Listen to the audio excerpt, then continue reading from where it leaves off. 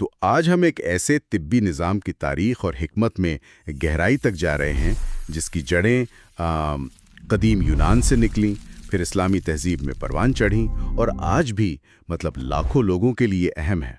جی، ہم بات کر رہے ہیں طب یونانی کی۔ بالکل۔ ہمارے پاس جو مواد ہے، خاص طور پر ایک مضمون طب یونانی، قدیم حکمت جدید صحت، اس کے کچھ اقتباسات ہیں۔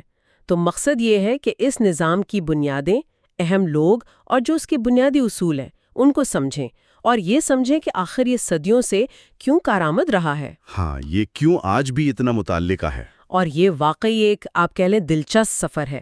یونانی طب صرف بیماریوں کا علاج نہیں ہے، اصل میں یہ صحت کو ایک بہت وسیع تناظر میں دیکھتی ہے، جسم، ذہن، ماحول، ان سب کا توازن۔ توازن، یہ اہم لفظ ہے۔ جی، اور اس کی بنیاد، جیسا آپ نے کہا، ہزاروں سال پہلے قدیم یونان میں رکھی گئی، پھر یہ علم مختلف تہذیبوں سے ہوتا ہوا ہم تک پہنچا۔ تو وہیں سے شروع کرتے ہیں۔ قدیم یونان، بکرات جنہیں بابائے طب بھی کہتے ہیں، ہپوکریٹس، جی، انہوں نے ہی بیماریوں کو مافوق الفطرت چیزوں سے ہٹا کر جسمانی عوامل سے جوڑا ہے نا؟ بالکل، اور ان کا وہ مشہور نظریہ 4 اخلاط کا، یعنی 4 ہیومرز، ہاں، خون، بلغم، صفرا یعنی پیلا پت، ہاں، اور سودا یعنی کالا پت۔ جی، اور ان کا خیال تھا کہ صحت جو ہے وہ ان چاروں کے متوازن ہونے پر منحصر ہے۔ صحیح۔ اور یہ صرف جسم کے اندر کی رطوبتوں کی بات نہیں تھی، وہ ان اخلاط کو عناصر سے بھی جوڑتے تھے، ہوا، پانی، آگ، مٹی اور کیفیات سے بھی۔ اچھا، کیفیات جیسے گرم، سرد، تر، خشک۔ مثلاً خون کو گرم اور تر مانا، بلغم کو سرد اور تر، صفرا کو گرم اور خشک، اور سودا کو سرد اور خشک۔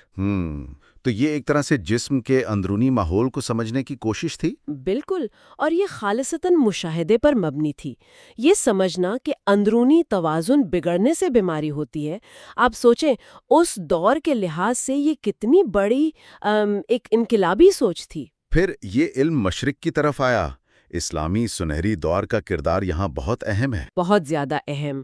اسے صرف محفوظ نہیں کیا گیا، بلکہ عرب اور فارسی اتباع اور علماء نے تو اس پر آپ کہیں غیر معمولی کام کیا۔ جیسے بغداد، قاہرہ، قرطبہ، یہ شہر علم کے مرکز بن گئے تھے۔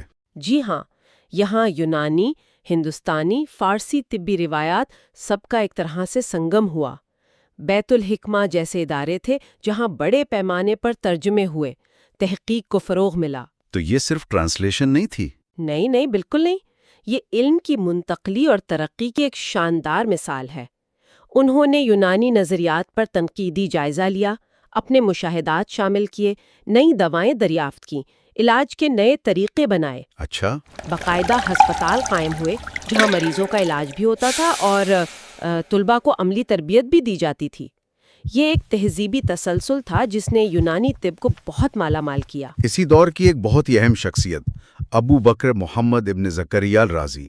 گیلن اور طب یونانی کا سفر ابھی جاری ہے، پارٹ 2 دیکھیں، اور حکمت اور سائنس پر ایسے فیکٹس کے لیے سبسکرائب کریں۔